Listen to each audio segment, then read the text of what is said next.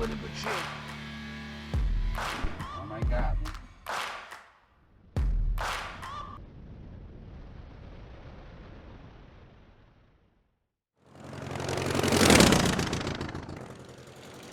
So far, we've talked a little bit about looking outside. We've talked a little bit about airports and keeping myself in line with taxiway markings, runway markings, airport markings, all this good stuff. All right. Then we get to a point where we're talking about sectional charts, aeronautical charts. Now, what I have up here, and this is just a kind of a pre-runner, we're going to talk about this stuff. I promised you guys an FXE map view. I also promised you that I'm going to put up there the airports that you'll probably use in the local area. This is Fort Lauderdale Executive Airport here. And I'll zoom in on it. Remember I told you guys that we were going to discuss the downwind leg and how the downwind leg needed to be parallel to the runway surface? For those of you that are going to come to Fort Lauderdale Executive, this is the airport. Okay. You got runway 9, runway 27. That still says 8, doesn't it? It looks like it does. It says 26 and 8. It's an old picture. That's fine. But nevertheless, still serves the same purpose. Know that this is runway 9 and this is runway 27. That changed about 3 years ago. Okay.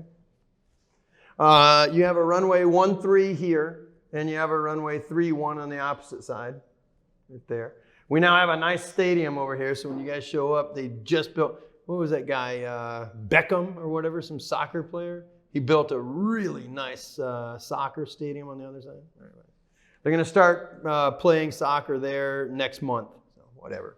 Okay, but back to something more important to us. We're talking about that flying this downwind leg and flying the downwind leg parallel to the runway surface. Now I'm going to do something with this airplane that we don't do very often at Fort Lauderdale Executive on runway 9, and that is I'm going to fly left traffic pattern. Okay? Left traffic pattern is standard, but remember, this is a towered field, and the tower is operational 24 hours a day. So I can be assigned left, right pattern, runway 13, runway 13 intersection, alpha departure. There's an almost overwhelming amount of different assignments that I can have for takeoff and landing. This is not a non-towered field. A non-towered field, I'll zoom to one because I got a lot of questions about non-towered fields.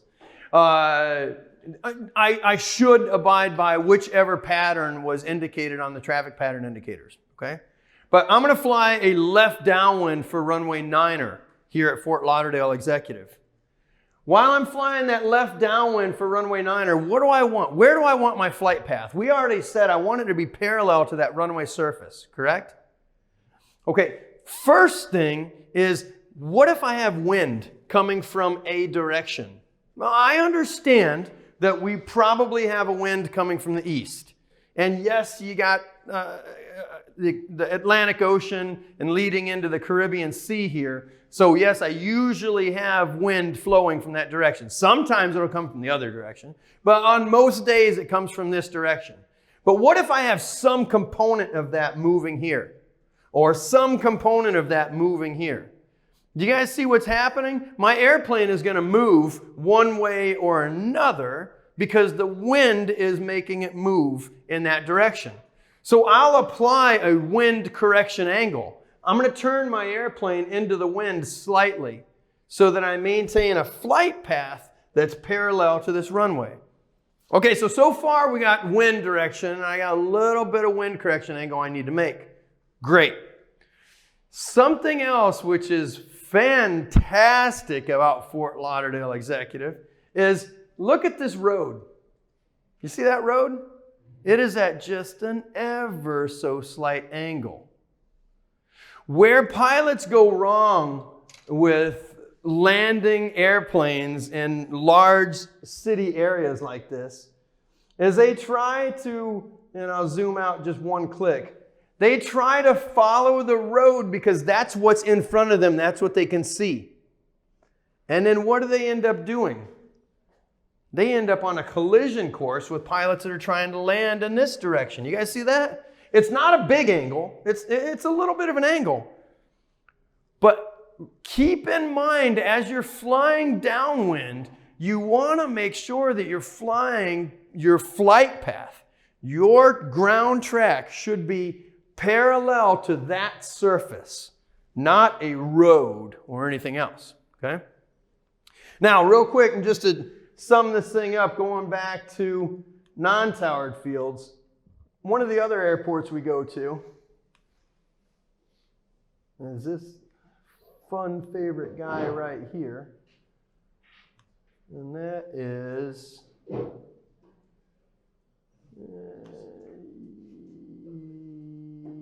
vicinity there. Let's zoom in. Zoom in. Can I find it? I might have to put it on the aeronautical chart to find it. There it is. That's Gwen. There. You see this thing right here? This is one of my favorite airports. North Palm Beach County General Aviation Airport. Just as promised, I got a 9 right and a 9 left. It's grass. And I got a 1-4 and 3-2. These runways intersect. It is not uncommon that pilots are flying instrument approaches on runway 9 right because they have one of the only ILS approaches in that area, while other airplanes fly the right traffic pattern to runway 14. Okay? Just to give you guys an idea so you know and you become familiar with what does this workload look like? What am I getting myself into? Well, you're getting yourself into fun. It will be fun. But I promise you that the first couple of times you're flying in here, and it may be a little while before you get there, instrument commercial, if you go that far, you certainly will. But it may be a little while before you get in there, and now I've got another airplane within a half mile. A mile, certainly within a mile, within a half mile, maybe a couple hundred feet of my airplane. And we're all sharing this airport. And there's nobody that's telling us how to do it. There's not a tower anywhere near this. There is Class Charlie airspace, which is a very busy regional airport right here, Palm Beach International. So that kind of complicates things because now I have to stay north at all times of that airspace. It gives us just a small little sliver of Class Echo airspace where I can enjoy and I can start working my airplane without anybody telling me what to do. But again, you're flying in close proximity with other airplanes, and that is absolutely okay. And there is no scientific way. There's no that does have a weather reporting station, so that's kind of nice. It'll let you know where the winds are coming from. But there's not one runway that's in use and the other one is off limits or anything. You can use whatever runway you want to. It's also not uncommon that pilots are landing on this runway and pilots are making an approach coming the opposite direction. Okay? So this is just the idea, the size, scope, the magnitude of that non-towered field. Okay? Of course. Oh, on live ATC? No. Because there's no ATC. Now, I said of course beforehand because the question that I was anticipating was could I find that airport on Flight Aware or what's one of the other ones that they have? Air Nav. Don't they have like an Air Nav site where you can see? There are a couple of different sites where you can see. Sky Vector. Have you guys been on Sky Vector? Yeah. You have? Sky Vector is a pretty good one. You get all the charts that are available. You can download it. So yeah, I can find a lot of airport information, but there is no ATC here. All these airports free? Mm-hmm. They're all free. They're all free as long as you don't land at it and try to get out of your airplane. Okay?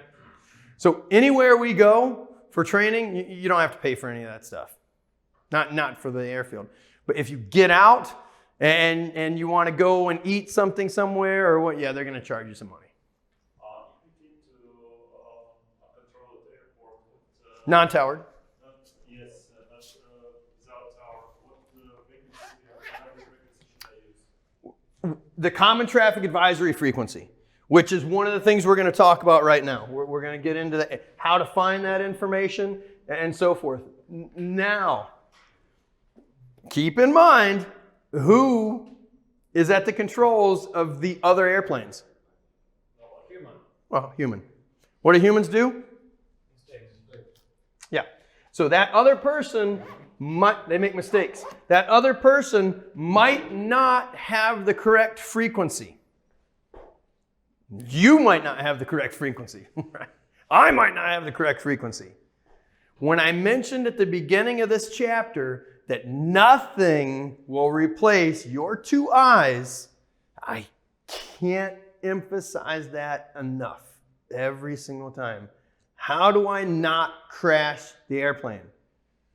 We're talking about and risk mitigation. Remember yesterday we went a little bit into aeronautical decision making and risk management and so forth? Okay, that's fine. So I want to reduce risk. Yeah. I want to use my checklist. I want to try to get the correct frequency. I want to broadcast my intentions. I want to join the approach with a traffic pattern entry that I'm supposed to use according to the advisory circular 90-66B. Short. All these different things. I want to do all this stuff to reduce the amount of risk. But there's only one thing that will prevent you, guaranteed, from crashing. And that is seeing it first.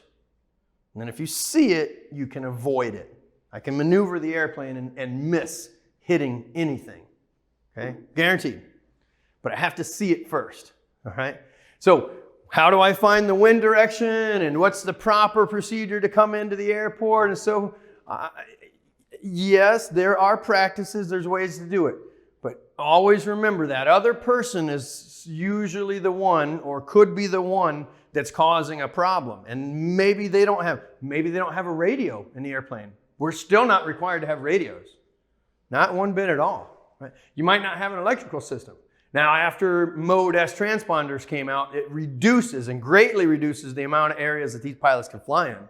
But they might not have a radio or even an electrical system at all.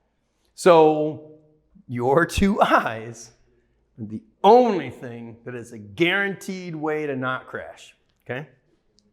All right. Fort Lauderdale, for those of you that are coming to Fort Lauderdale, Executive, the area, some of the common used airports, that one, you got Pahokee, which is a little bit northwest.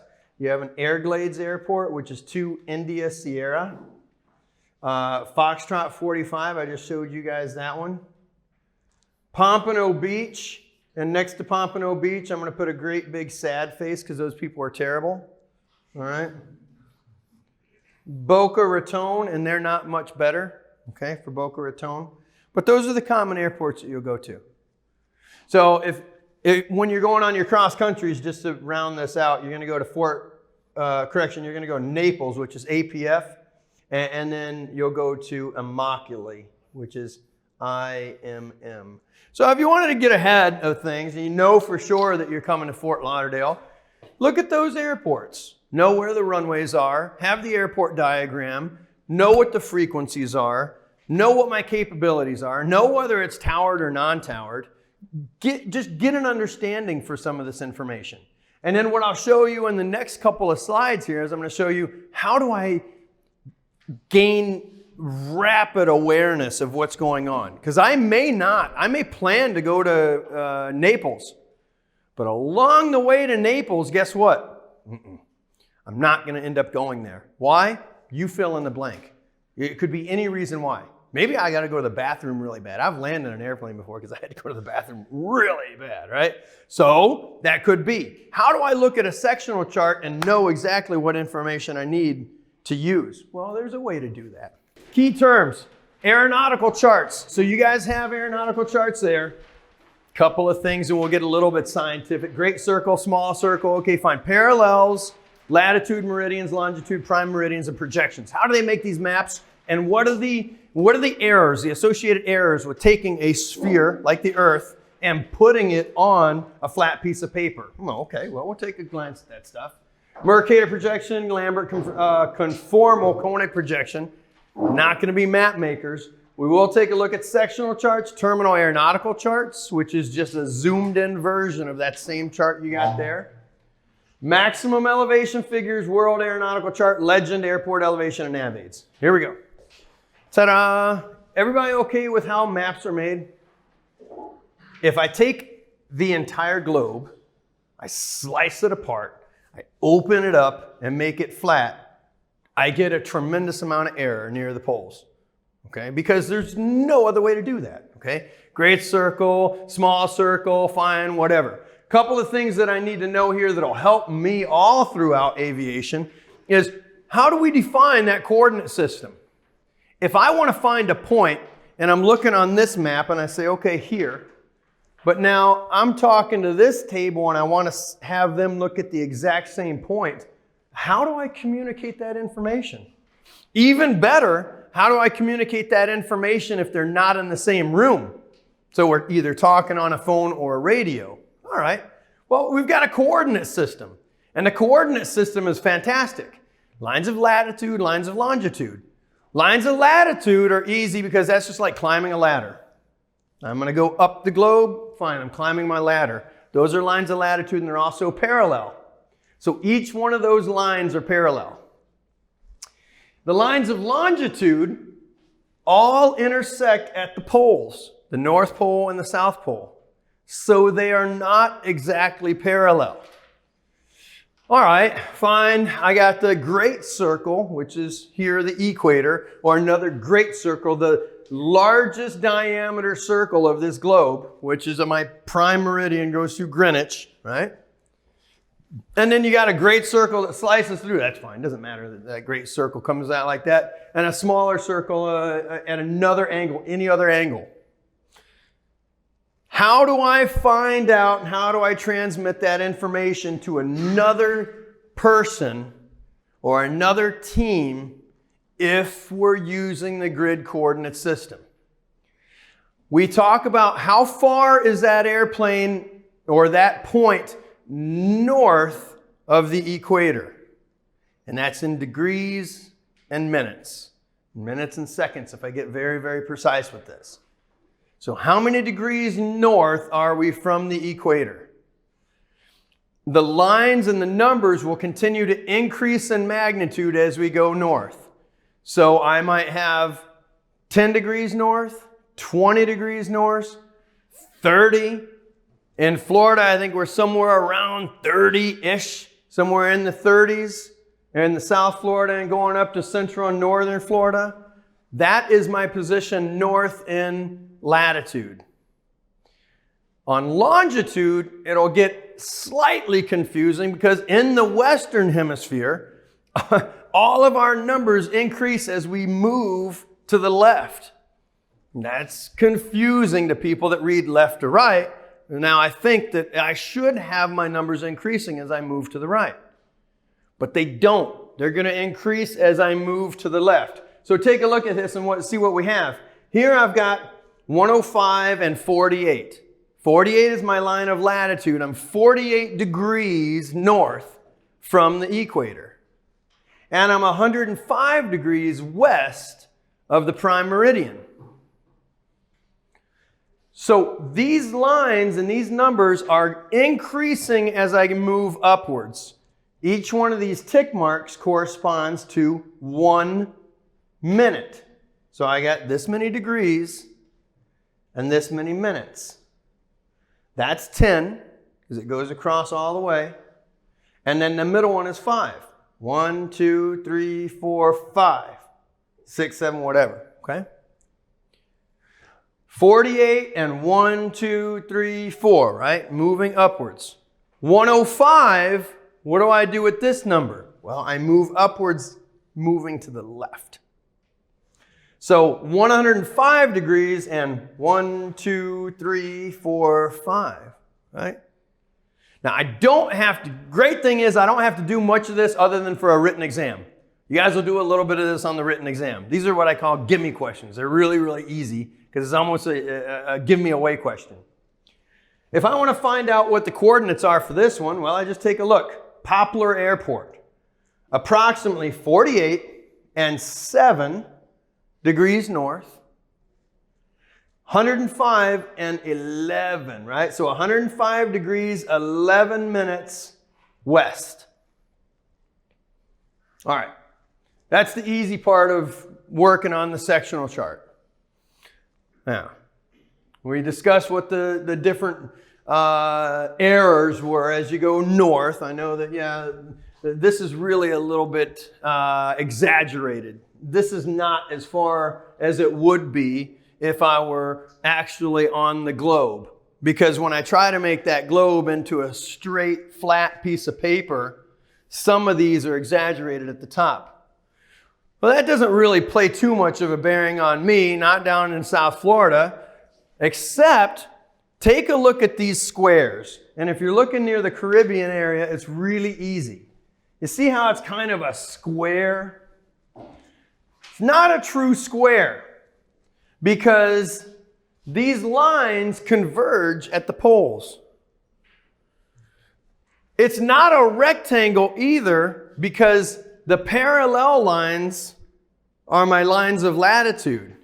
The lines that are going up and down that page are not parallel. All right? Look over here if you open it up just north of Freeport. So open these all the way up until I find Freeport in the Bahamas. And look all the way at the top of that page and it will show me my maximum elevation figure. The maximum elevation figure, it shows me that it's within the quadrangle. Yeah, what in the world is this deal with quadrangle? It's not a rectangle, but it's a quadrangle. All right? That's the only significant part to these maps that are on a two-dimensional sheet of paper describing that sphere. Okay? And of course, they take a look at standard parallel, and we've got different ways to map these. You're not going to find a sectional chart mapped out this way. It would be confusing. But this does show that these are not rectangles. Just the exact same, those are not rectangles. That's why they're called quadrangles. Okay? All right, let's take a look at the sectional and kind of where we start at. You got the chart title. All of yours are Miami. So opening up to the legend, and you can see the chart title. These are all Miami sectionals. It'll also have the date, the publication, and when this thing was dated. They release these twice a year. So when I get one, it's good for 6 months. If I happen to show up just before these things publish, well, then you'll end up having to buy two.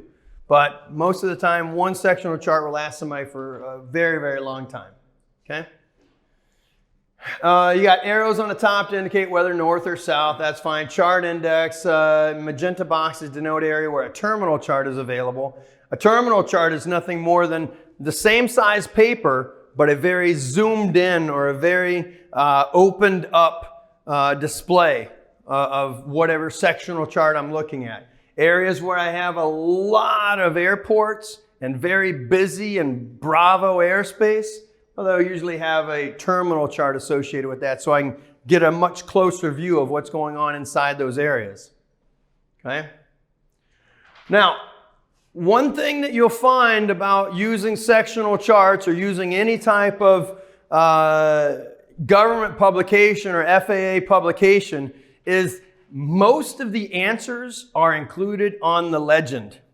If you look at that area on the opposite side of this title, it will show you a legend, and the very first part says airports having control towers are shown in blue. And all others are shown in magenta. And like I mentioned, I can look at that sectional chart and I can rapidly gain a lot of information about where I'm flying to. If the airport is blue, has a control tower. The control tower might be part-time, so I could have a star next to that control tower. I have to look at the control tower, I have to look at the airport, and I have to glance through my chart supplement to find out exactly when that airport is open or when that control tower is open or closed. But if it's shown in blue, there is a control tower there, either part-time or full-time. Okay?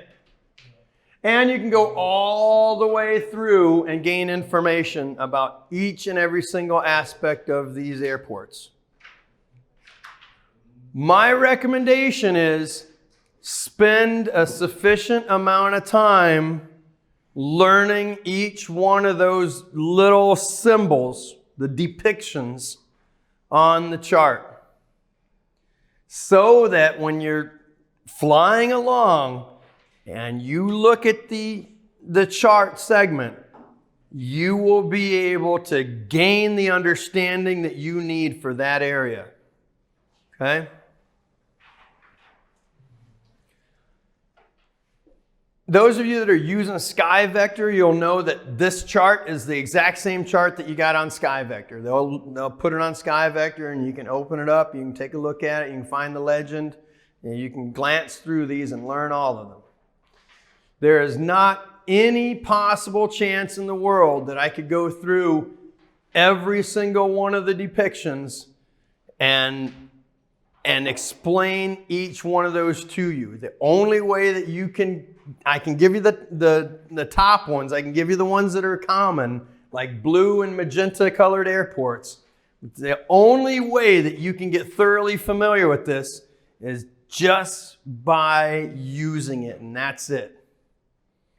Okay? All right. A couple of other things here. Terrain information. So Florida is terrible. It's a very, very flat place. If you guys look at the terrain information here, I just see that there's only one color. And that'll show me, okay, great. Well, I got only so much feet above sea level. Some charts will include level from sea level to 3818, okay? And it will also show you the highest spot. So that exact same place will show me exactly where the highest spot is and give me my latitude, longitude. So we practice latitude and longitude. Let's find the highest spot. Where's the highest spot on the chart? Take a pencil or a pen or whatever you want to and just mark it down. Find it latitude and longitude. So all of whatever sectional chart we're on. Of course, there's another sectional chart for Florida for Jacksonville and then, upwards and whatever. But if I want to find where the highest elevation point is for that particular chart, then I do so just by using the legend at the top. Every single chart will have one of these, okay? All right. What's that highest point? 304 feet? Isn't that it? 305 feet? Okay. All right. So 305 feet. Is that the highest thing that I'm going to find in all of South Florida? No, of course not. So what else do I have? Obstructions. I like you said buildings. That's fine. Obstructions. It doesn't have to be a building. It could be some sort of a tower, a transmission line, a balloon, right? Could be on there, all right?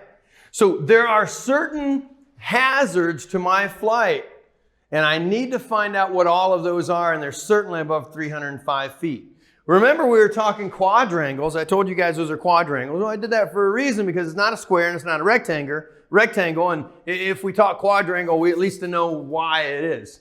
But it contains a maximum elevation figure. And the maximum elevation figure is based on the highest known feature within a quadrangle bounded by lines of latitude and longitude. Okay? The MEFs are rounded to the next 100-foot level, and 100 to 300 feet is added depending on the nature of the terrain or the obstacle. So just glancing through here, it shows 100 to 300 feet is added depending on the nature of what are my maximum elevation figures out there near Freeport. Look at Freeport. What are my maximum elevation figures over here in the Bahamas? I use the Bahamas because it's really, really easy to see some of this stuff. 400 feet, right? If I stay above 400 feet, I won't crash. Not into anything. Right? I might crash into another airplane or a ship, right? But I'm not going to crash onto any kind of obstacle or any kind of maximum elevation figure, the terrain feature or obstacle. Okay? Well, why don't we go over here to Fort Lauderdale Executive then? What's my maximum elevation figure there? We go to Fort Lauderdale Executive down here. What's that maximum elevation figure? What's the tallest thing that I got in that area? 700 feet. Cool. How do you know this? Because it's got it has a 0 with a 7 next to it. Okay? Everybody take your chart and just flip it over. We're going to go to Key West. You guys want to go to Key West? Yeah, there's nothing.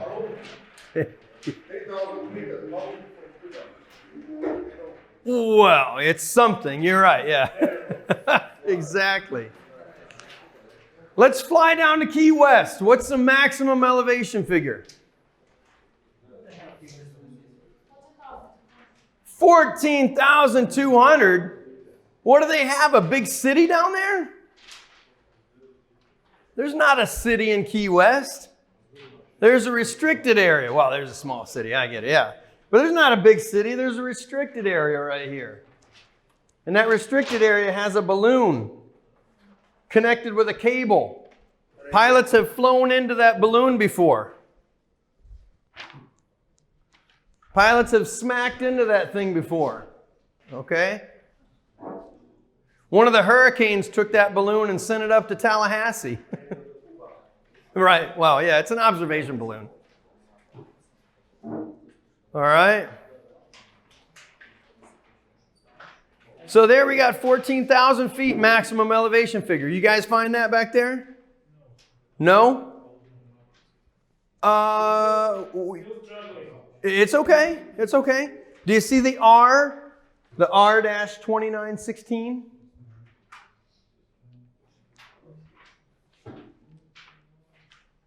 Right near Key West. So there it is. Do you see where that points to right there in the middle has a circle? Just north of that circle, you see a box and it tells you that's a balloon. There's a balloon inside that circle, that restricted area. Okay?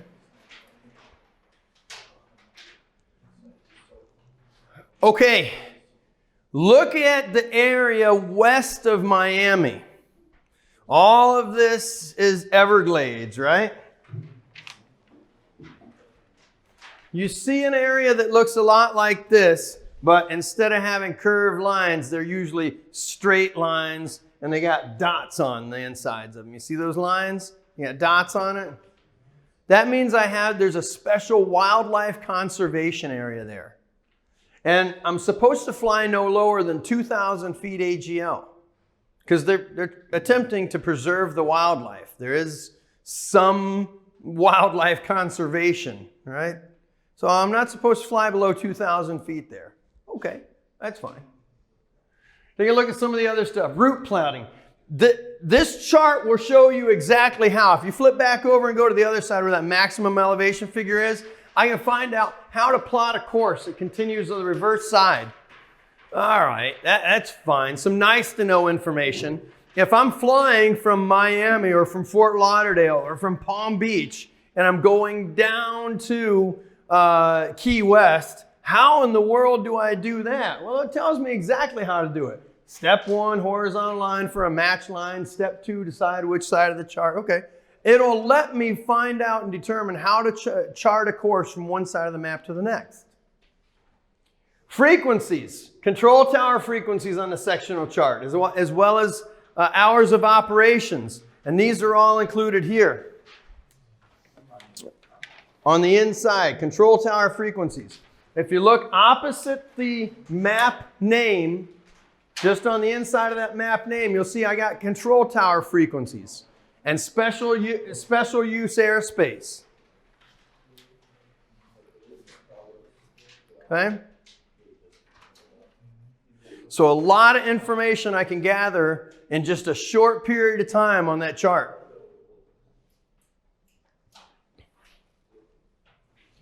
Okay. We do not have any terminal aero charts, okay? We don't have any of those terminal charts here. These charts exist, but not many pilots use them anymore. There's one thing that happened and caused these to almost become obsolete. You want to take a guess? ForeFlight. Well, crash, of course. That was a great guess. It really was.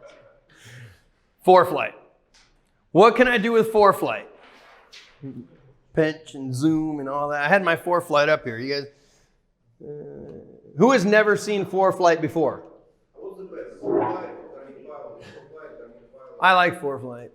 Garmin Pilot's okay. This is ForeFlight, right? So there's something that I can do with this thing that I cannot do with one of those sectional charts. And you can come over here and put it on a sectional chart, right? And I got the exact same thing that you guys are looking at now. Yeah, see? Right. Yeah, certainly I can pull right back. You see where it says TAC right there in Terminal Aeronautical chart? I got a sectional chart. This right here made that Terminal Aeronautical chart really kind of a thing of the past. Because now instead of taking that piece of paper and struggling with it, I just pinch and zoom and do whatever I want to with the map. Okay. All right, so yeah, there was some usefulness in the terminal aeronautical charts. Not a whole lot anymore. That's fine. What do I need to know from the standpoint of being in this class about a terminal chart? There is another chart that's published, and it is available, and I could use that paper chart. Now, let me tell you guys a little something about whoever's coming to Florida to earn their certificates. Some of the pilot examiners are going to expect that you'll have a paper chart. You will also have ForeFlight if you so desire, and I think it is a great tool, but some of them want to see you still use the paper chart. We can say that they're old in their ways. We can say that that's a smart idea because that doesn't take batteries and the screen won't break. I'm with you there too. It is important for us to know how to use the digital products, but I think there's an equal importance for us to know how to use the paper products in case those digital ones fail, all right? But the terminal aeronautical chart tells me the exact same stuff that I would find on a sectional. It just does it with a higher degree of detail. And I can see that a lot of this legend looks the exact same as what I have there. All right, airports. Let's talk about some of the airports. Airports have control towers shown in blue. All others are shown in magenta. Do me a favor real quick. Find Palm Beach International and tell me if it has a control tower or not. It does, right? Find Pahokee. You guys see that large lake? Look to the southwest corner of that large lake. Does it have a control tower or no control tower? That's correct. Find this airport, 2 India Sierra. That is Clewiston. It's on that same lake to the southwest corner. 2 India Sierra called Everglades. Yes, you pointed right at it, right? Yeah, exactly. Does it have a control tower or does it not have a control tower? You guys are good there? Everybody's good with Everglades? Southwest corner of Lake Okeechobee, right there. Lake Okeechobee, if you come to Florida to fly, you will see Lake Okeechobee. That is one of your VFR waypoints. You'll be able to find that from Fort Lauderdale Executive. If you climb up just 3, 4, 5,000 feet, you can see it plain as day. All right? All right. Pompano Beach, my guy here with a sad face. It's just north of Fort Lauderdale Executive. Do I have a control tower there or not? Pompano Beach, northeast of Fort Lauderdale Executive, only like 4 miles northeast of Fort Lauderdale Executive. So right about there. Yeah, okay. It has a control tower. I kind of wish it would burn to the ground, but that's just me. Okay. All right. Let's find this airport. Naples. Let's find Naples. It is all the way to the west. Somewhere vicinity right there. Oh, yeah, exactly. You have it. Well, you can find it on that side too, but I think you can see it right here on that same side. Naples, you guys good with Naples? No? Look all the way to the west. From Fort Lauderdale Executive, all the way at the bottom of the chart to the left side near the Gulf of Mexico. Got a control tower, right? Okay, Naples is not much better than Pompano. Okay, but that is the bottom of the barrel is Pompano Beach, okay? You guys find it? Okay. What is this private? Yes. The private airports are only by invitation only, prior permission required. Yep. Good. You guys find Naples?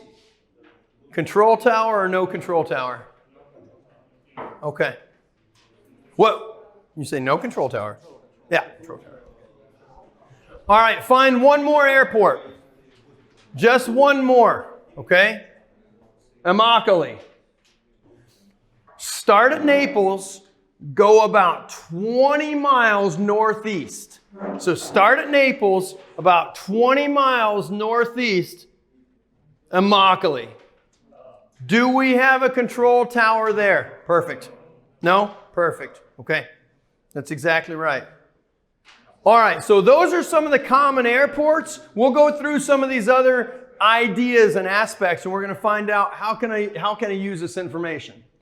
If an airport has at least one hard surfaced runway that is between 1,500 and 8,069 feet, I don't know. That must be something with meters, or I don't know how they came up with 8069.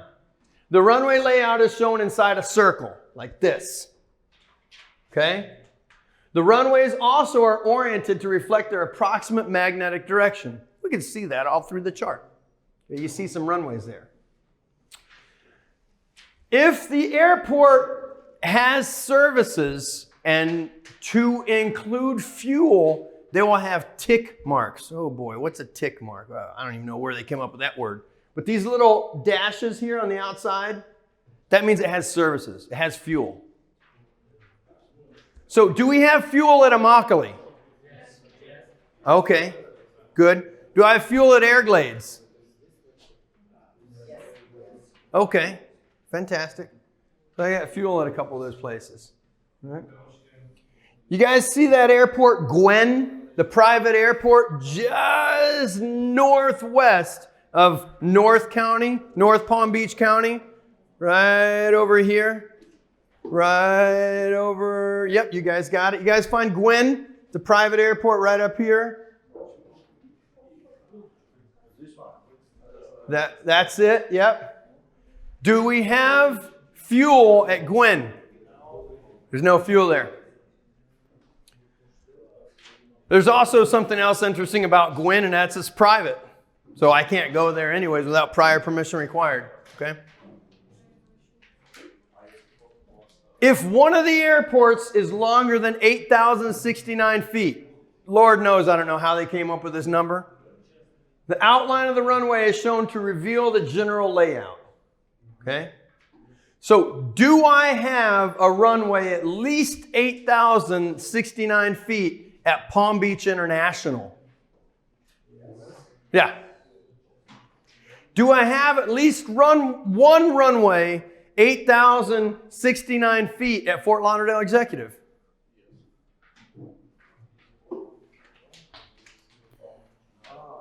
Fort Lauderdale Executive. Is there at least one runway that's more than 8,069 feet? No. If it's more than this, it'll have the general layout like this, no circle. Okay?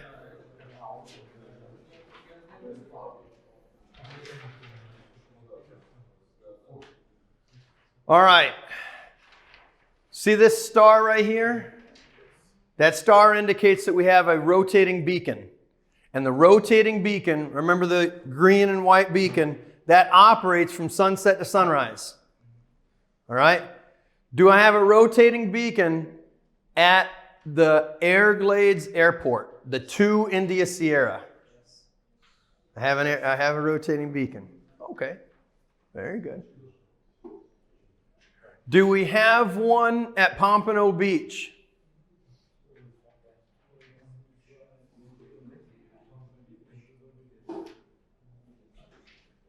Remember, Pompano Beach is just, those are our next door neighbors. They're right next to us.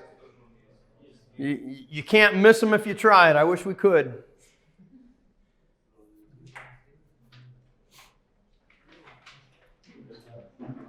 All right.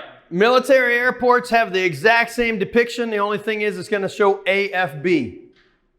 All right. Flip it over. Go back to the Key West side. All right, we're going to start at Miami International. Does Miami International have a runway more than 8,069 feet? Okay. Underneath Miami International, I think we have Tamiami. Miami International, you have Tamiami Airport or Miami Executive Airport? Okay, Miami Executive Airport, that's good. Do they have a rotating beacon? Okay, good. Below that, you should have an airport called Homestead. And then there's another airport called Homestead. One of them is an Air Force base that says AFB, and the other one is Homestead General. Okay? Just a county airport. We can use that all you want to. Just south, and I think a little bit east of Homestead Air Force Base, there is a little private runway, Coral Reef. Do they have fuel? They have fuel? No. Does they have a rotating beacon? No. They have nothing there, do they? No, they don't. All right. Yeah. All right. Private airports appear at the letter R. You see some restricted airports. Every now and then you'll see one that has an R next to it. And that just means a restricted airport. Okay. Or a private airport. This excerpt is chart margin indicates Whitman Tower operates from 0600 to 2200. We looked at already on that far left-hand side, I got control tower operation, control tower frequencies, hours of operation. When you guys are going to another airport, use the chart supplement. This chart supplement used to be called an A/FD, or an Airport Facility Directory. They changed the name of it. I don't know why. They changed the name of it. I've always called it the same thing, and it's called the Ugly Green Book. That's what this is. Use your ugly green book. All right? So I got whatever I need here for airport information, it's all listed in here. Available landing distance, hours of operation for the control tower, if it's sloped up or sloped down, the type of runway, what the material of that runway is, length, width, the lighting. What kind of approach lighting do I have? What kind of food do they serve in the cafeteria? No, it doesn't say that. But it does say everything else except for that, okay? What kind of fire fighting equipment do they have available? Really, how much water? How many gallons of halon they have, okay? It will tell you exactly every single piece of information that you need for the airport in your ugly green book. Now, some of this information, like runway lengths, field elevation, control tower frequencies, common traffic advisory frequencies, if the control tower is part-time, does it have lights? A lot of that stuff is rapidly available right here, okay? But make sure we're digging through and taking a look at the chart supplement as well. We'll just pass that thing around. All right, control tower frequency. Let's find one of these control towers. We'll go to Miami Executive. Okay? Control tower frequency is listed following the letters CT. The star indicates that that Whitman tower is not in operation continuously. So if you look at the control tower at Miami Executive, what's the frequency for that control tower? You guys find Miami Executive? 118.9. Last time I think that's right. Yeah, 118.9er. Is it part-time or is it 24 hours? Part-time, because there's a star next to it. Okay, fantastic. If I wanted to find out exactly the hours of operation for that tower, what are the two places that I could go to get that information? How we can know about the time? How do you know if it's part-time? If it has a star next to it. So here on this one, for instance, take a look. See that star? That star tells me. How do I know the exact hours of operation though? Two places I could find that. Green Ugly Book. That's perfect. And well, that right there. It'll tell me exactly where. Okay. Which one? The airport facility directory? Yes. You can find it online, FAA.gov, chart supplement, and you'll go through, you can download every single one of them. Okay? You can also get it off 4Flight. 4Flight doesn't do me much good over here unless I have a Jepson subscription. So 4Flight includes all of the United States and the Caribbean and Mexico, and they even charge now for Canada, South America and all that. But while you're in Florida, and if you haven't opened your 4Flight subscription yet, I would tell you just wait, because you get a free trial period. And most of the time, pilots that are flying to do private and instrument, you'll have your free trial period that entire time. Okay, so you get a little free trial period. The air charter company that I work for, they pay a couple $100 a year, but they pay for mine. So it is a great and very, very useful tool, but it's not going to do you much good over here because you don't. There's nothing. There are no charts available. No U.S. government charts available for Russia, right? I don't know why. You know what? Too, there's no U.S. government charts available for the Caribbean.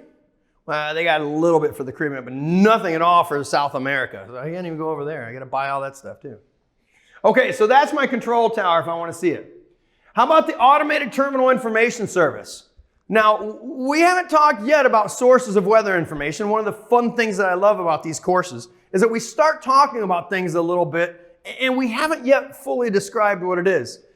But for those of you that are already on liveatc.net, I hope that you've listened to the ATIS information at Fort Lauderdale Executive, because you'll get an idea how rapidly these folks talk and how rapidly I need to process that information. I'm going to tell you right now, I love this class. You guys have done great. I don't know if you're faking it or what. I don't think so. But you guys so far are understanding me, and I am talking at a good pace, so thank you. But ATIS is kind of fast sometimes, and they will go through this information rapidly, okay? And that information is the Automated Terminal Information Service. That is the weather information, the runway and use information, the notices to airmen, pretty much everything I need to know in a nutshell about flying at that airport, okay? Flying away from that airport, I need to have a more comprehensive brief. I get that brief from 800WXBrief, okay, .com if I'm using a computer. But if I want to find the frequency for the ATIS information, I just look on the chart. What's the ATIS information at Fort Lauderdale Executive? Do Executive.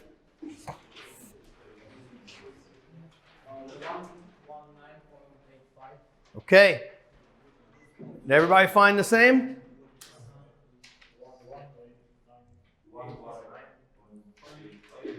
Okay. All right. How long did that take for us to do? Not very long at all. So rapidly, I got the information. If you're coming to train at that airport, I recommend that you memorize those common frequencies. because you don't want to get in the airplane, start it up, you're already soaked with sweat because it's hot, all right, and sit there and fumble fart around trying to figure out where your frequencies are. All right, 1985, it was a fantastic year. Oh no, 1985, that is ATIS, 119.85, okay? Common traffic advisory frequency. Remember, we talked non-towered fields, correct? What do I do if I come into a non-towered field? Well, I begin to pray. But I have to broadcast my intentions, or at least it's smart for me to broadcast my intentions and let other people know what's going on or what I plan to do. Maybe nobody's listening. Like we mentioned, we're transmitting in the blind. I might be talking to nobody. I might be talking to 4 or 5 or 6 other pilots that are out there trying to do something similar, okay? So common traffic advisory frequency is that.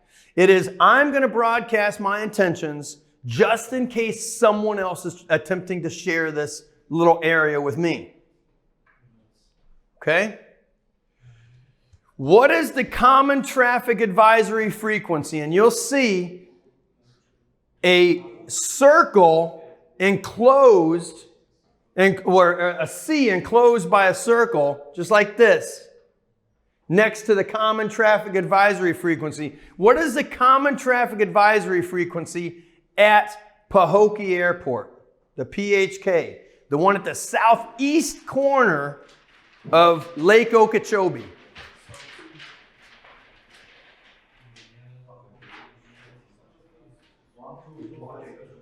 122.8. That is correct. I'll tell you that is a very common traffic advisory frequency. There are a lot of airports that use 122.8. There are airports that use it all over the place. Take a look out here at, which one is this? Treasure Key. What's the common traffic advisory frequency at Treasure Key? Treasure Key is to the east, about 100 miles. Treasure Key right here. All the way over here. Treasure Key. What's the common traffic advisory frequency? I think you got to open up a little more. Yeah, right there. What's the common traffic advisory frequency at Treasure Key?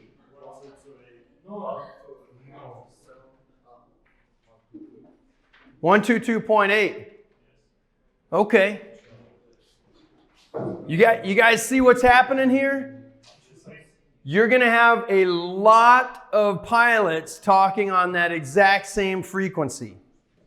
Has anyone heard 2 radios, 2 FM radios transmitting at the same time? Anyone want to duplicate what that sounds like? It does. It makes a noise that sounds like it's coming from outer space, okay? A high-pitched squealing noise is very aggravating. If you're already just a little bit anxious about what's going on, this will take you over the edge, okay? So expect that to occur. I will hear numerous pilots attempting to talk at the exact same time, and nobody can hear anything. Okay? Well, what's the use? I don't know. What is never going to fail me to avoid a collision? My 2 eyes. It might sound like doomsday inside that radio, but guess what? I see nothing. I'm okay. The airplane's flying. Is it on fire? Nope. Okay. We're good. Just that easy. Okay? All right, so common traffic advisory frequency. What's a common traffic advisory frequency at Foxtrot 45, North County? Palm Beach. Go to Palm Beach and go just a little bit north of Palm Beach International. Foxtrot 45, North County.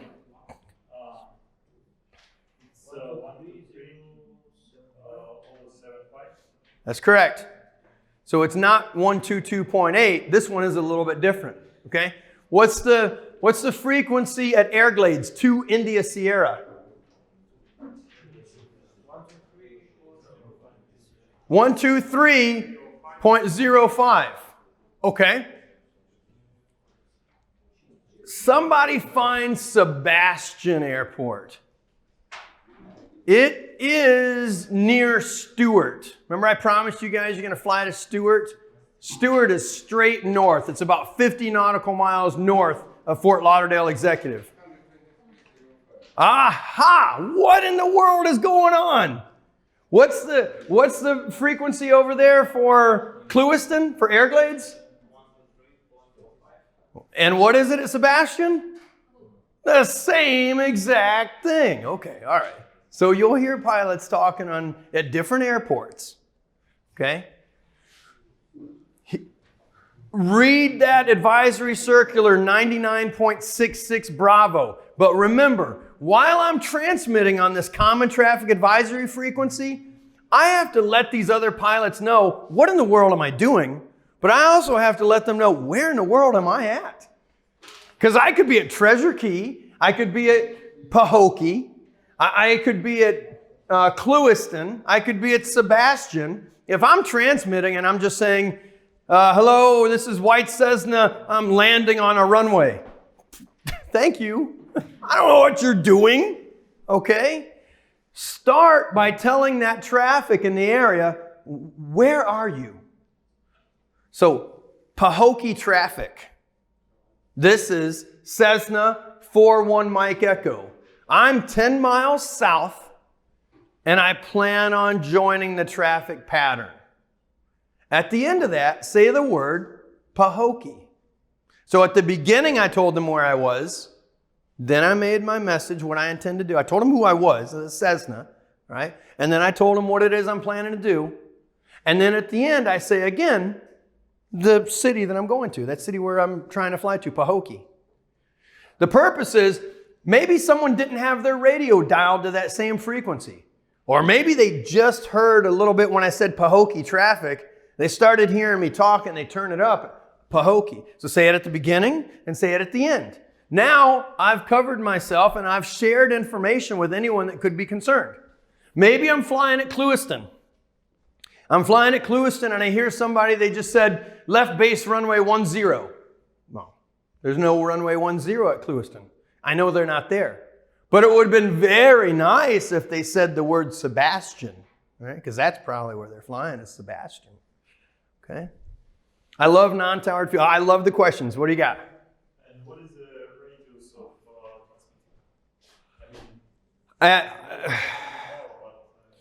They're normally about 5 watts. 5 watts is a lot. So it's not uncommon for me, depending on my altitude, and everything works off line of sight. We'll get into communications here in just a little bit. But depending on my altitude, I can hear pilots while I'm landing. So when I'm in the traffic pattern at Treasure Key, I can hear pilots all the way over there at Pahokee. Well, look at the distance. That's 150 miles or so. Do we have a switch to low or high modes? No. Nope. Whatever you get, when you press your push to talk button, you're transmitting at max power. Yep, 5 watts. That would be a nice feature. It really would. If I use the radio and someone use at the same time, will I understand that it was someone and my message was not received? Probably not. You should wait for confirmation. Here, well, yeah. If it's a towered airport, you're correct. I should wait on confirmation, which that gets a little confusing. Remember, we're all humans. So this is not a perfect science, but you're right. How do I know? I'll know by listening.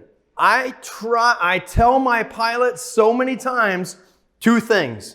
Number 1, God made me with 2 ears and 1 mouth, okay? What does that mean? I'm going to listen a whole lot more than I talk, okay? And the second thing is that the headphones, right? Because you got headphones, it's got phones and a microphone. One of those plugs is bigger than the other one. The headphone plug is bigger than the microphone plug. And it's that way for a reason.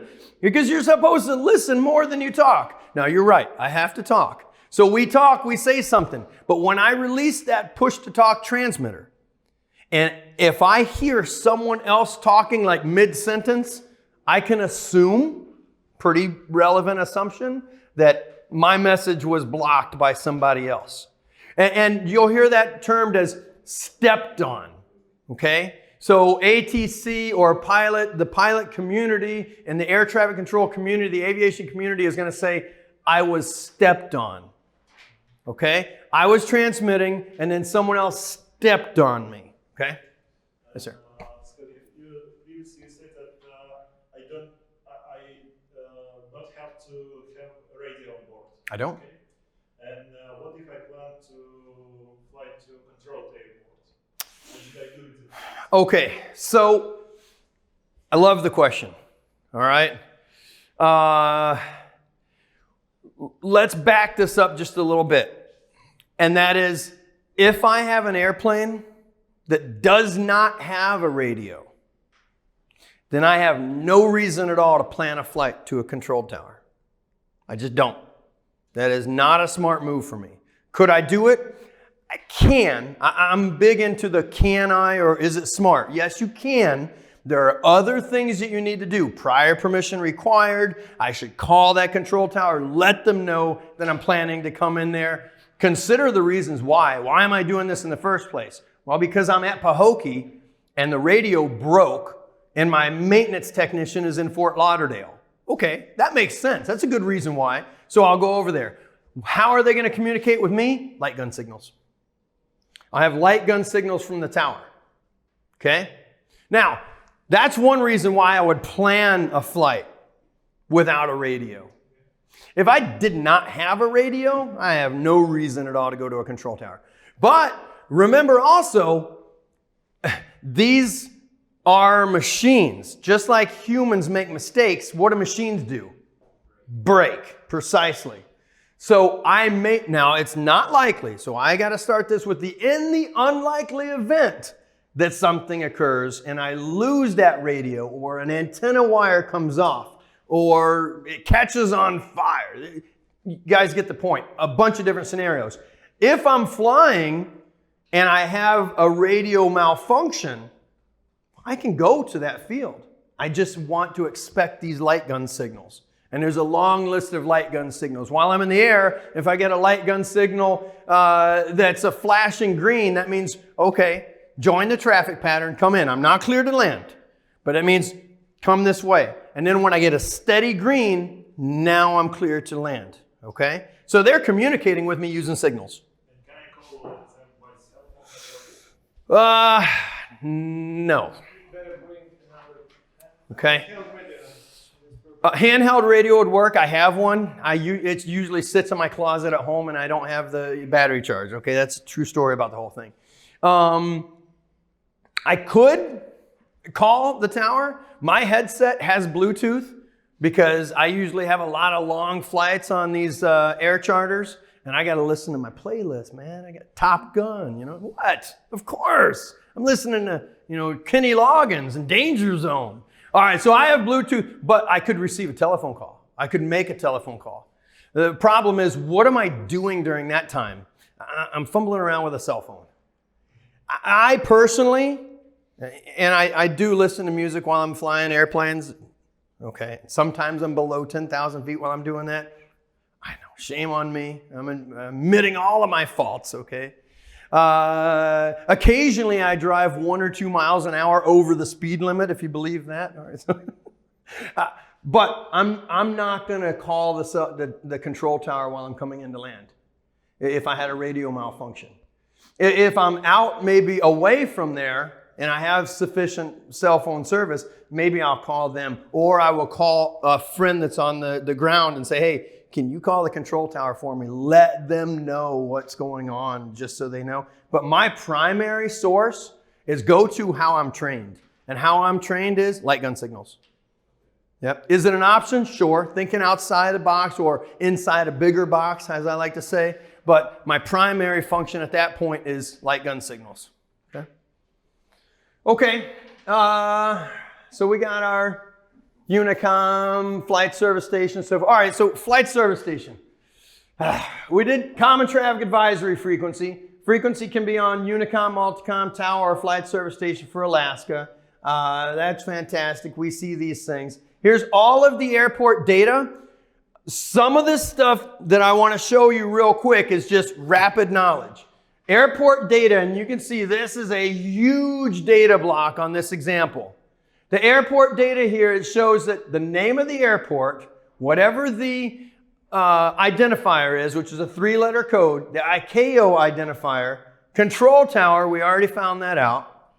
The star next to the control tower means part-time.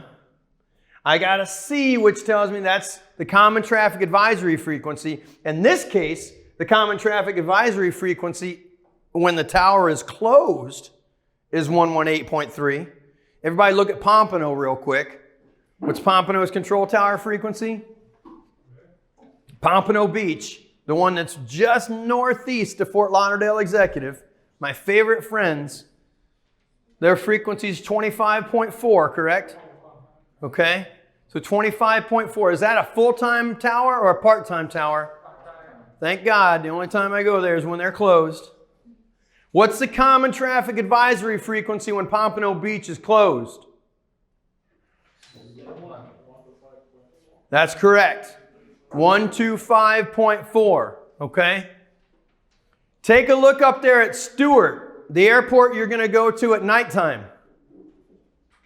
Does that have a control tower or no control tower?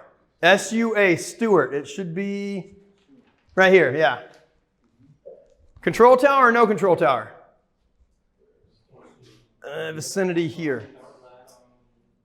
Aha. Part-time? Okay. When are you guys flying up to Stewart?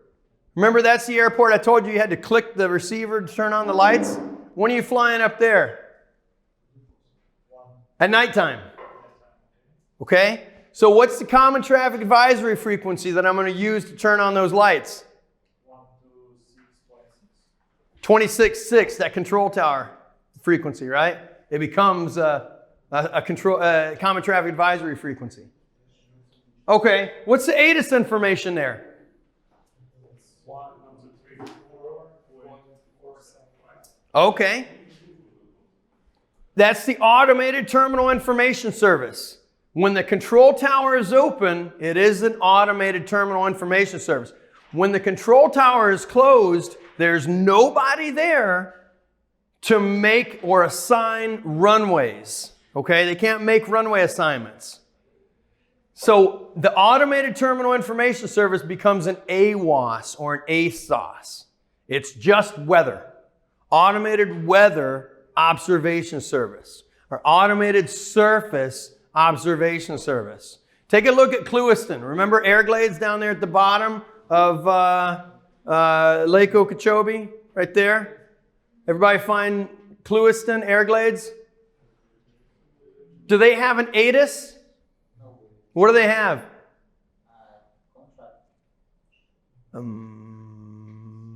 What? Weather information. What is it? AWOS. Because there's no control tower. You guys see the AWOS? I think it says AWOS-3 or AWOS-2. Yeah. That's 3? Okay. Clewiston.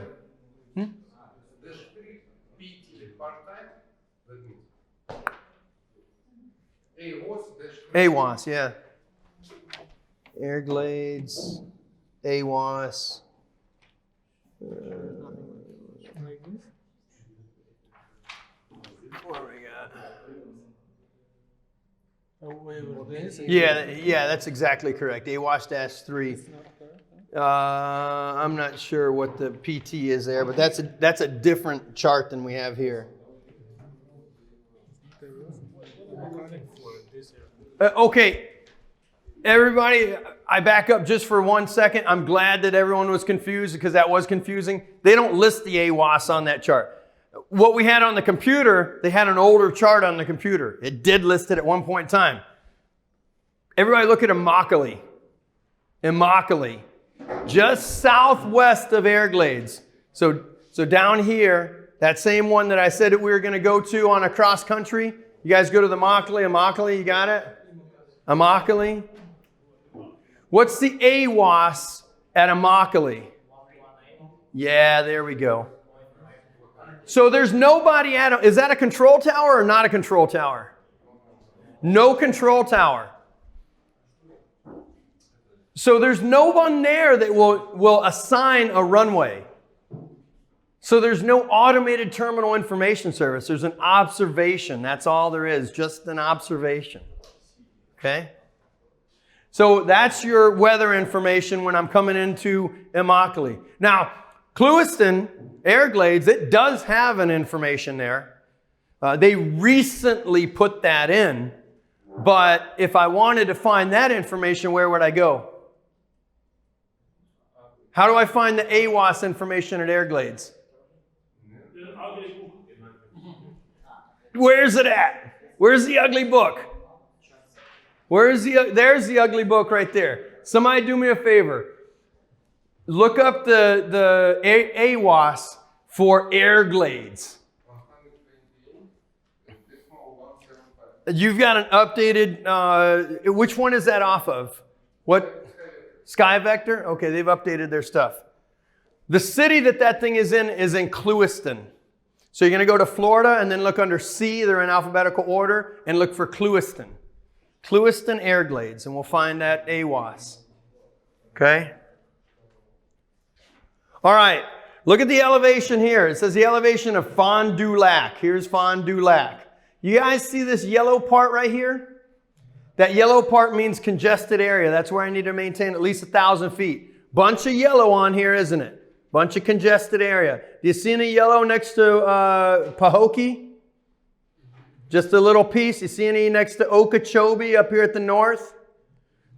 Those are congested areas, so 1,000 feet and above. Okay? Look here, it shows me that I have part-time lighting at this airport. I get a star with an L next to it. Find Pahokee Airport, PHK. Do I have any lighting there? Is it full-time or part-time? An L just like this.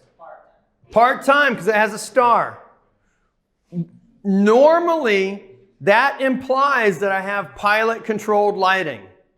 So if I have a radio, I can turn on those lights using my 7 clicks. That puts it on high intensity. 7 clicks in 5 seconds, high intensity. 5 and 5 is medium, 3 and 5 is low. Well, you might ask, why in the world would I ever want low intensity? Can't do it. The star with an L implies, it tells me that it's part-time, okay? So I got to think through this. I could look at the ugly green book. I could find that. But I got to think through this. Is that a towered field? No. So is there anybody there? No. So it has lights that are part-time. Who's going to turn it on? There's only one person that's responsible for the flight. That's the pilot in command. So the lights are going to stay on for approximately 10 minutes. But remember, I don't want to do this so far out that as I approach to land, it's going to turn off. So normally as I descend to come into my traffic pattern, I start looking for this airport, click it 7 times. Then it gives me the maneuverability to come back around there and join that traffic pattern and land. You might ask though, why would I want low intensity lighting? Maybe I'm taking off. Maybe I'm not looking for the airport from the sky. I'm already on the ground. I want to see the taxiways and the runway lights, but I don't want them so bright that they're washing out my night vision, right? Yes, sir. Does it mean that they can switch all the nearest airports? You can. You can. So any airport that's on that frequency is also going to respond. Now, they have them set pretty good so that it only responds to a very powerful signal. If I click 7 times over here and I'm near Pahokee, I'm not likely to affect the lights over here at Treasure Key. So it does filter out some of those low frequent or those low power transmissions. It depends on frequency. Well, that depends definitely on the frequency. You got to do it on the common traffic advisory frequency. Okay? That's the star that'll indicate that I have low or that I have part-time lighting, okay? Look to the left of that star. You see some numbers there that are written in italics. Those numbers indicate my field elevation. Okay? So in Florida, it's kind of easy. Field elevation is usually 0 or 20 or 14 or 30, right? But pretty close to 0. When you fly to other areas, I'll see my field elevation is here. At this airport, my pattern is at 1,800 feet. Because I'm going to fly 1,800 feet is my true altitude.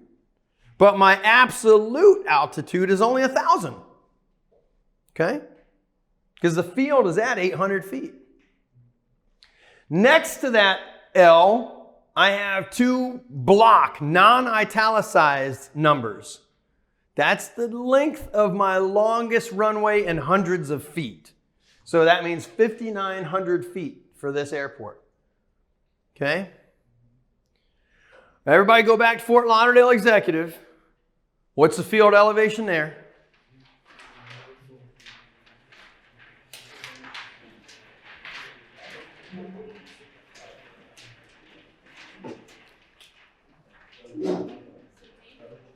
Huh? 13? I'm hearing a lot of 13. That makes sense. Okay. What's the longest runway? 6,000 feet. Okay. Is that control tower part-time or full 24 hours a day? 24 hours a day. That's correct. Okay. Okay. Let's take a look at this one. Flight service station frequencies. What do I use the flight service station for? We talked yesterday. I would not be surprised if everybody does not remember. For what? No. That is a great answer. It really is. But it's not the correct answer. Fuel is the FBO. Fuel is where I go to talk to the girls up at the desk and brag about being a pilot and hang out and drink coffee with my aviators on. Okay, that's where I get my fuel. The flight service station, what do I do with these people? Yes. Do you remember the telephone number?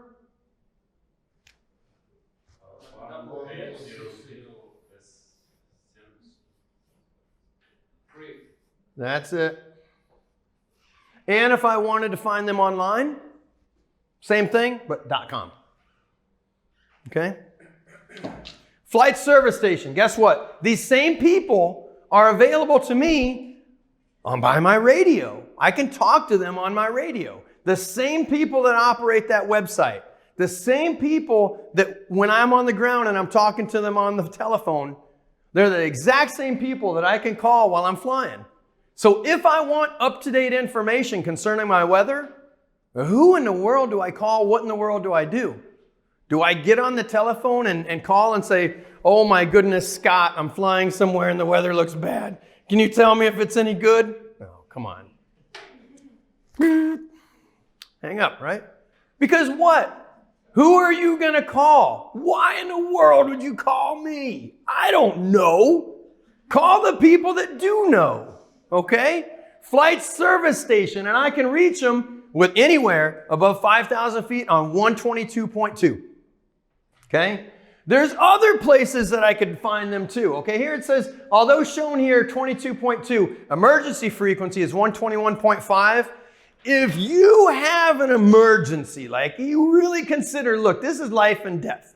I don't have any other option available to me. Then call 21.5. But don't call 21.5 and say, hey, you know what, guys? I was wondering if you could help me find the wind velocity over there at Clewiston. No, that's not an emergency.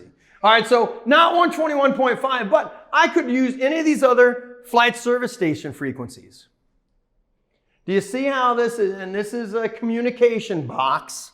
All right, so that communication box is for this nav aid right here, which is a VOR, well, this is actually a VORTAC. I can tell by the symbol. We'll look at it and find out and figure out these things. But this communication box tells me that I can contact Flight Service Station on any of these frequencies. Let's go to Virginia Key.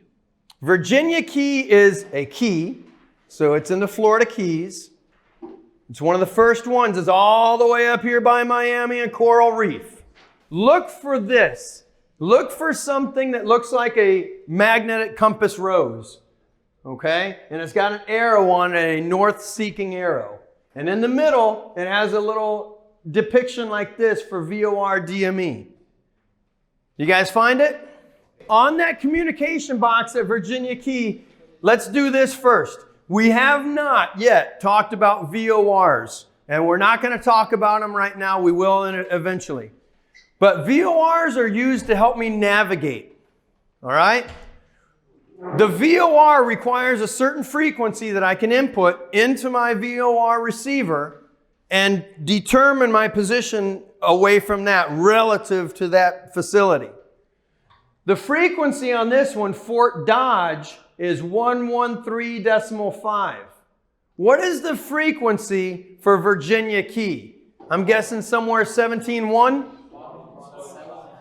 Okay. 17.1, that's my frequency for Virginia Key. That is a VOR DME. If you look at the very, very center, and yes, these charts get very congested. But if you look at the very center of that circle, you'll see it as a depiction just like this. A VOR with a box around it. That means DME. What stands for the VOR DME?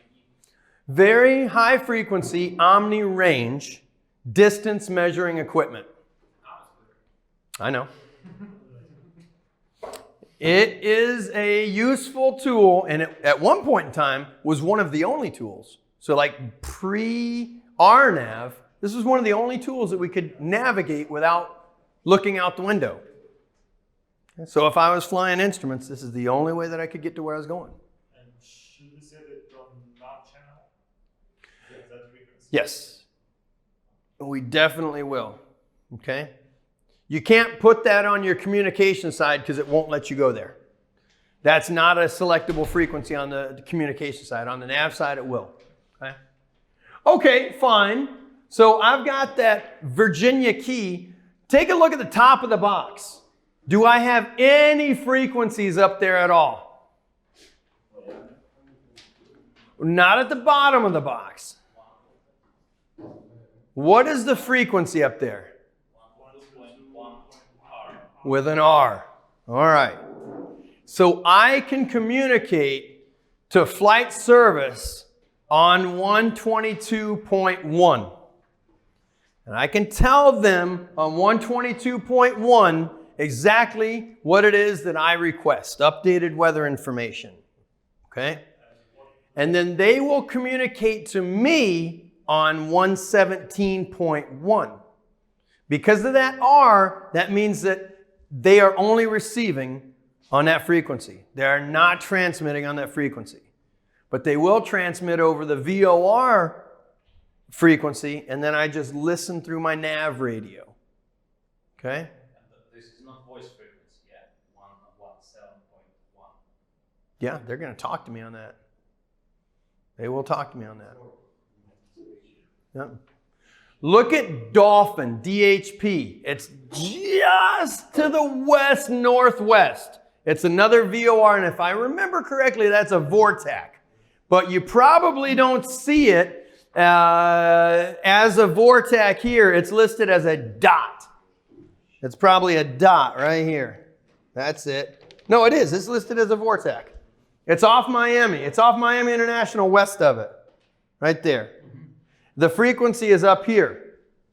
The frequency is up here. Dolphin. You guys see Dolphin? Dolphin, Dolphin. Good? Okay. Do I have any flight service station frequencies that I can communicate on that? With an R? Is there another one? Same exact thing.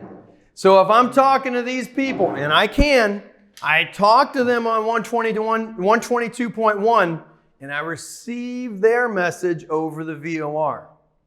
Okay? All right, that's fine. Let's take a look down here. Let me see. Virginia Key, Key West. Key West, all the way at the bottom. What kind of flight service station frequencies do I have there? Aha. So the nav frequency is 113.5. How do I contact flight service station? I've got 22.1 and 122.2. So I can call them on 22.2. Is there an R next to it? They're going to call me back on 22.2. Okay? So I talk and switch the radio and listen for the response? No, you can listen to both. You can listen to that frequency at the exact same time. The one that has a 122.1 R, you can talk to them and hold it down. They can talk to you on nav frequency. And I can just continue to talk and they talk to me just like we're on telephone. On the other one, I gotta wait. They have to wait until I'm done talking and then they can talk to me because it's only one frequency. Okay? All right, other side. Let's go to the other side and look at Pahokee.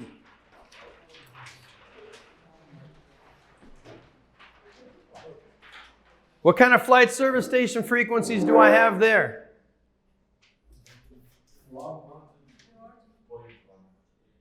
22.1. What else? Receiving only. Is there another one? 15.4 is the nav frequency. But do I have another flight service station frequency at Pahokee? Yeah, 35. 22.35. Now I can talk to flight service station there as well. Okay? Okay. In the upper right-hand corner of that, I have an H with a circle around it. That means that I have HIWAS, Hazardous In-Flight Weather Advisory Service.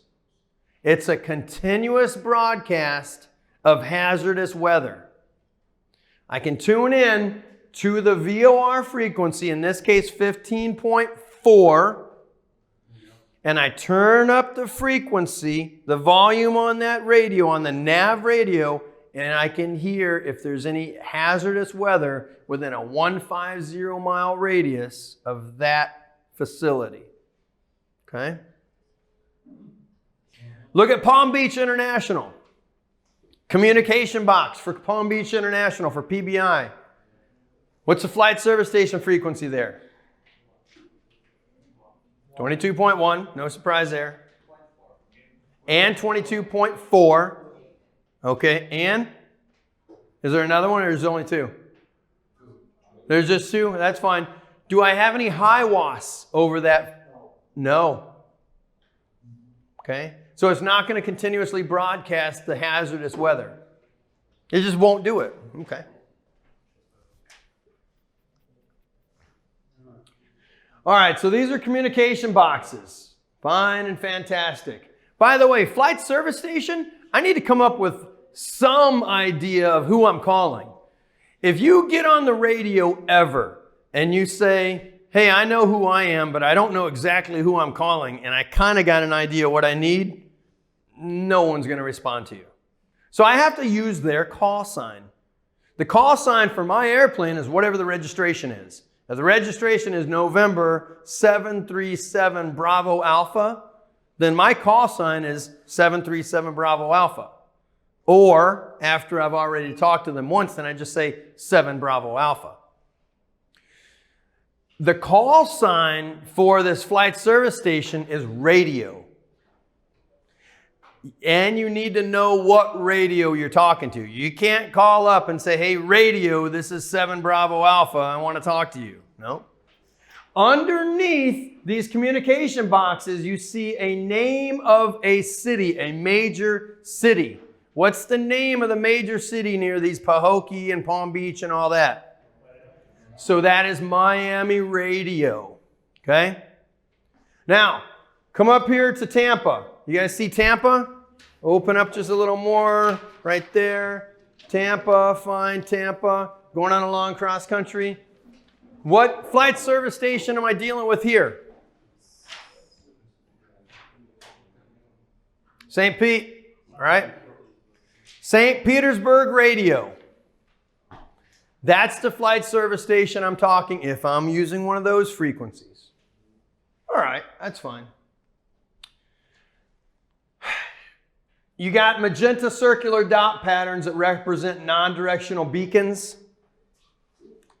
For the most part, these are gone.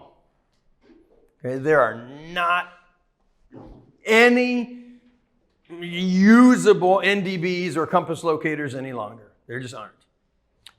But, okay, if you guys come over here to Fort Pierce, go almost directly east of Tampa on the other side.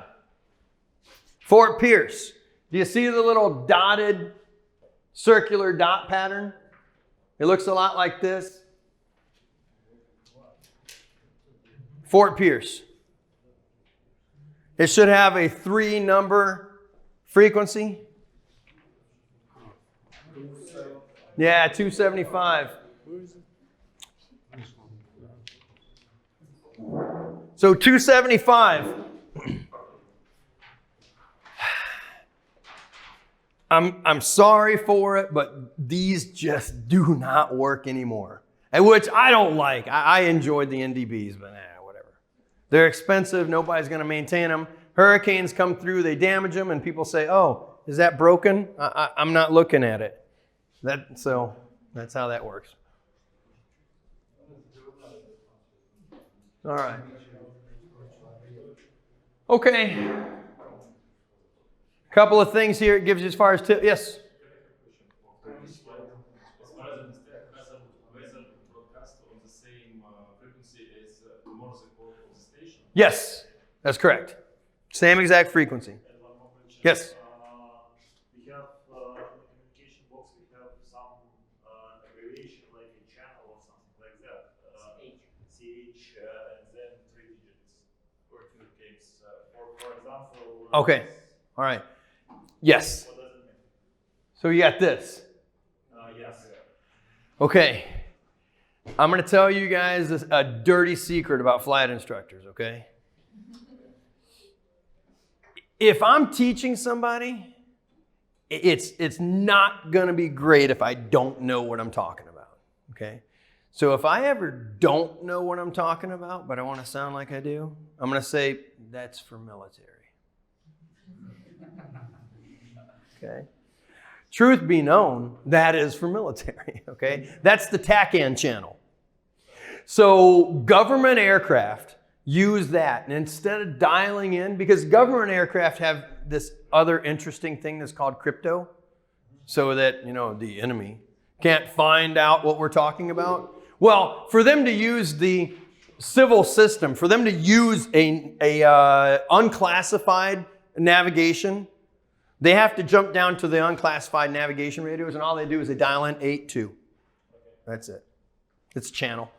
The frequency pairings for those channels are in the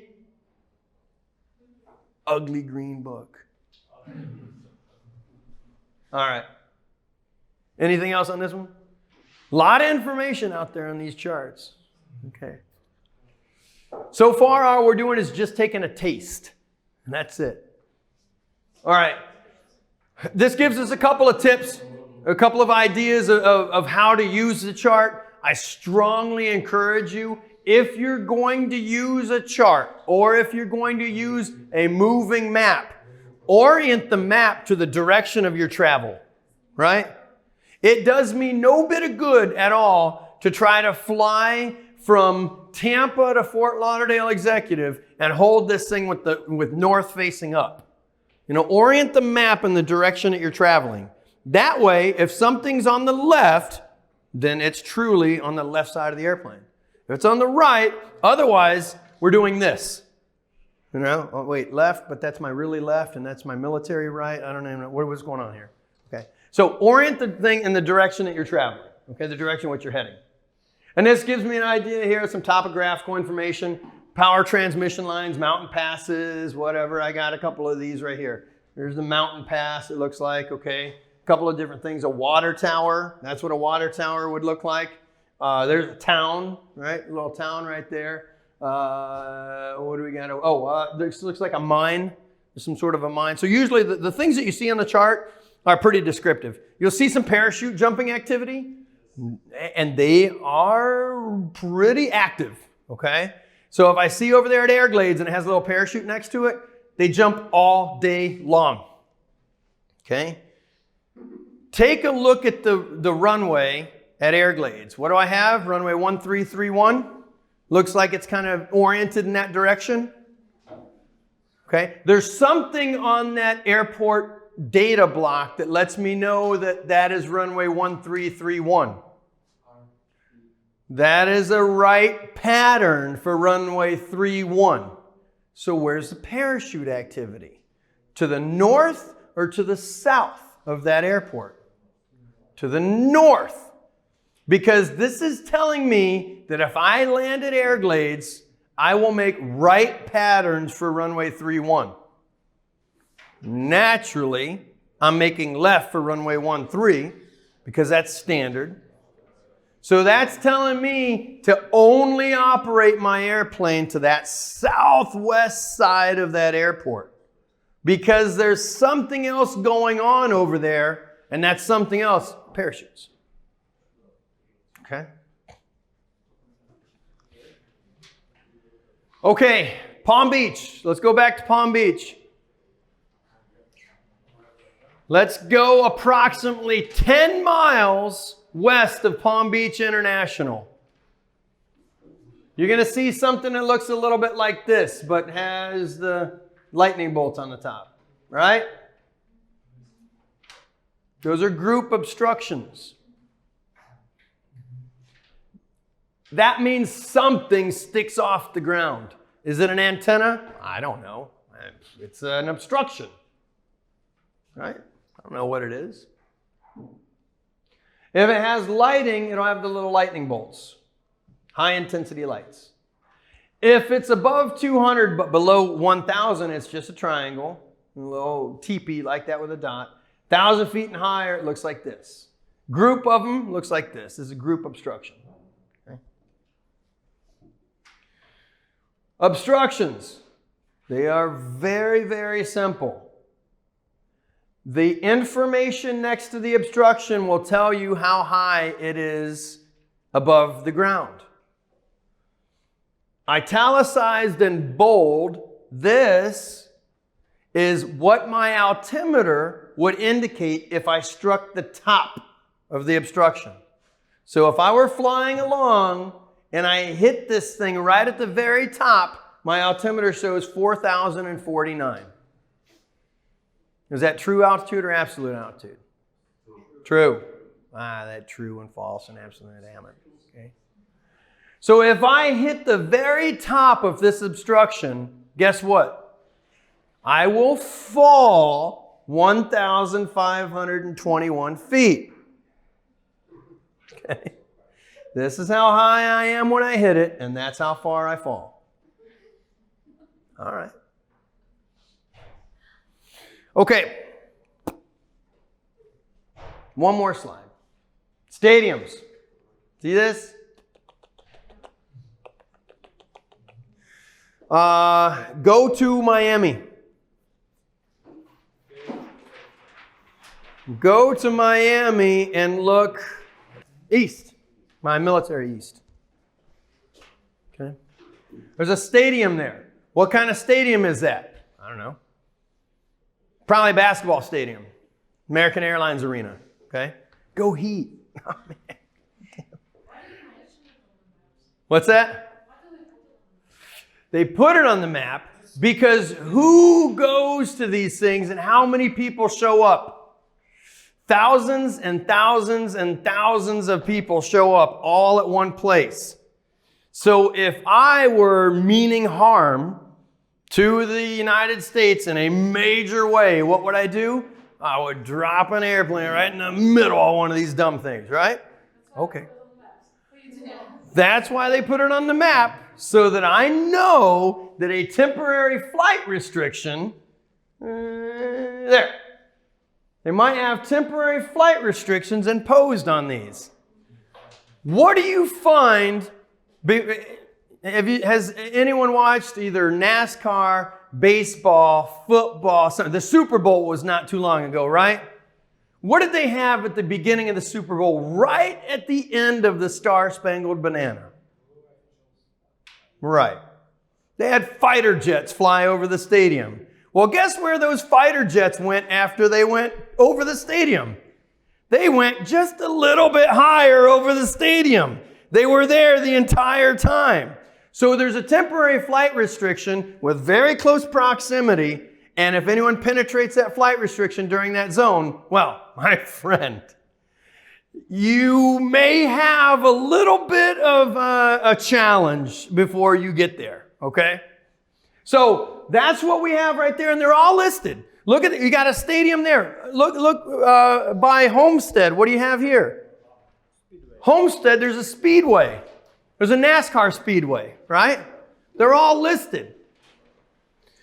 In the next section, airspace, and we're going to take a little bit of a break, but in that next section, the last section of this chapter, we're going to talk airspace and all the different airspaces to include temporary flight restrictions. Okay? I promise, somebody was asking about temporary flight restrictions, and I promise you I've got plenty to let you know about them, okay? I tend to always learn things through experience. Okay, space launch activity. You can go up there. We got Titusville. I don't know that it's on this chart. It might be on the Jacksonville chart. But Titusville is on there. It's got space launch activities and so forth. A bunch of other things. Should be vigilant for parachute jumping. We were talking about that already. And making sure that I know what kind of traffic pattern I'm using while I'm there. Towers in the town of Moss Landings, I could use those to... this says that I could use towers to identify Moss Landing. Everybody, let me tell you something though. If you're using towers as your VFR waypoints to find where you're going point to point, it's challenging sometimes to see those towers.